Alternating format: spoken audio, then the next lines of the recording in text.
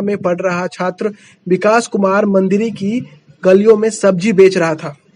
जब उससे पूछा गया कि वो सब्जी क्यों बेचता है इतनी बचपन में, तो उसने जवाब दिया कि सब्जी नहीं बेचेंगे तो घर में खाना नहीं बनेगा।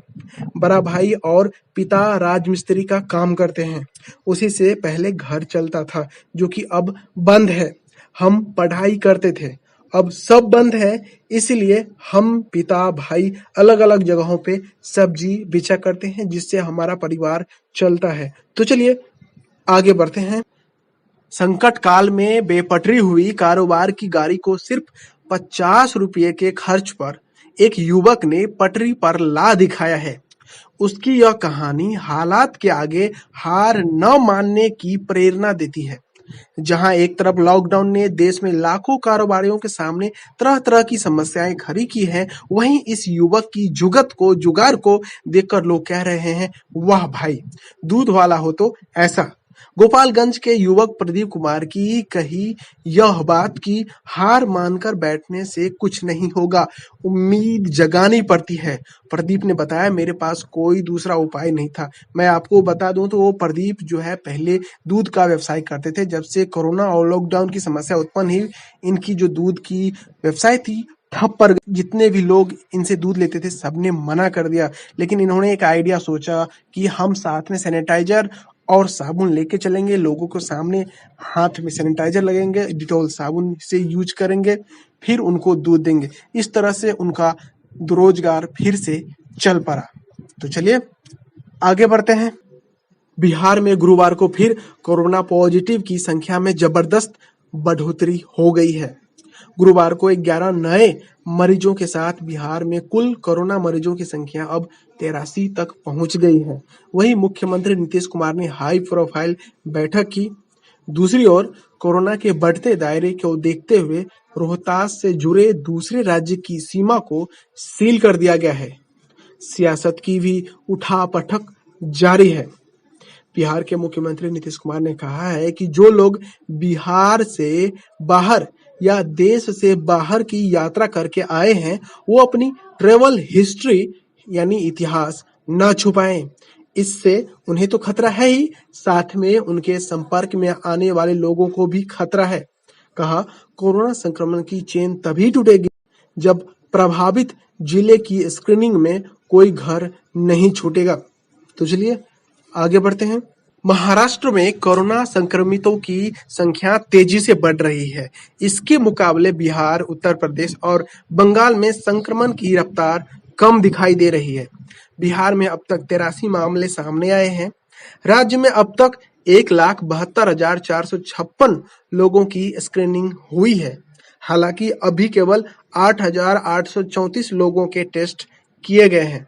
यह महाराष्ट्र में अब तक 52,000 टेस्ट के मुकाबले 83% कम है। आधार डेटा के मुताबिक दोनों राज्यों की आबादी में भी बहुत अंतर नहीं है। बिहार की आबादी 12 करोड़ 3 लाख और महाराष्ट्र की आबादी 12 करोड़ 2 लाख है। वैसे आबादी के लिहाज से दोनों राज्यों के 1% आबादी की भी जांच अभी तक नहीं हुई है। तो चलिए आगे बढ़ते हैं। कोरोना वायरस संक्रमित मरीजों की संख्या को देखते हुए भारत सरकार ने बिहार के 4 जिलों को रेड जोन में रखा है। वहीं बिहार सरकार ने 4 के अलावा 2 और जिलों को भी रेड जोन में शामिल किया है। वहीं बिहार के 7 जिले ऑरेंज जोन में रखे गए हैं, यानी वहां कोरोना संक्रमित मरीज तो हैं, लेकिन उनकी संख्या बहुत कम है। शेष यानी बचे 25 जिले अभी तक ग्रीन जोन में है, जहां 20 अप्रैल से कुछ शर्तों के साथ लॉकडाउन के रहते कुछ सेवाएं शुरू करने की संभावना जताई जा रही है। तो चलिए आगे बढ़ते हैं। बिहार में कोरोना पॉजिटिव 8 और मरीजों ने जिंदगी की जंग जीत ली है। सभी के तीसरी रिपोर्ट निगेटिव आते ही एनएमसीएच से छुट्टी दे दी गई है। फिलहाल सभी को 14 दिनों के होम क्वारंटाइन में ही रहने की सलाह दी गई है। गुरुवार को पटना के एनएमसीएच में खतरनाक कोरोना वायरस से जिंदगी की जंग जीतने वाले सभी लोगों ने एक स्वर में कहा कि कोरोना वायरस से डरे नहीं बल्कि लड़ें। एनएमसीएच से आज छुट्टी पाने वाले मरीजों में 6 मरीज सिवान के हैं और 1 मरीज गया का तो 1 मरीज गोपालगंज का है। RMRI से कोरोना की तीसरी सैंपल जांच में सभी 8 मरीजों की रिपोर्ट निगेटिव आते ही उन्हें अस्पताल से छुट्टी दे दी गई। तो चलिए आगे बढ़ते हैं। पालीगंज के सिंगोड़ी सब्जी बाजार में बुधवार को रेलवे कर्मचारी मनीष कुमार सब्जी लेने गया था। मनीष का आरोप है कि कुछ पुलिस कर्मियों ने उसे लॉकडाउन का उल्लंघन करने का हवाला देकर मारपीट करना शुरू कर दिया। मनीष का कहना है उसने अपने बचाव में कहा कि वो सब्जी खरीदने आया है, तब भी पुलिस कर्मियों ने उसकी एक न सुनी और उस पर गांजा खरीदने का झूठा आरोप लगाकर पिटाई जारी रखी। इस पिटाई में मनीष की पीठ पर गहरी चोटें आईं। घटना के बाद सभी दुकानदारों ने अपनी दुकानों को समेटकर बाजार बंद कर दिया। इस मामले में युवक ने स्थानीय थाने में शिकायत दी है। आवेदन के माध्यम से युवक ने पुलिस को बताया है कि जब वो सब्जी खरीद रहा था तभी सागिर नाम का आदमी अपने साथियों के साथ हाथों में डंडा लिए आया और कहा कि वे सब पुलिस के आदमी हैं, तुम पर हम लोगों की नजर काफी दिनों से है। तुम हर दिन गांजा खरीदने बाजार आते हो और यह कहते हुए उस पर डंडा बरसाना शुरू कर दिया। उधर थाना अध्यक्ष मनोज कुमार ने बताया कि शिकायत के आधार पर मामले की जांच शुरू कर दी गई है। तो चलिए आगे बढ़ते हैं। कोरोना संकट के बीच बिहार की नीतीश कुमार सरकार ने भूमिहीन परिवारों के लिए सौगात की घोषणा की है।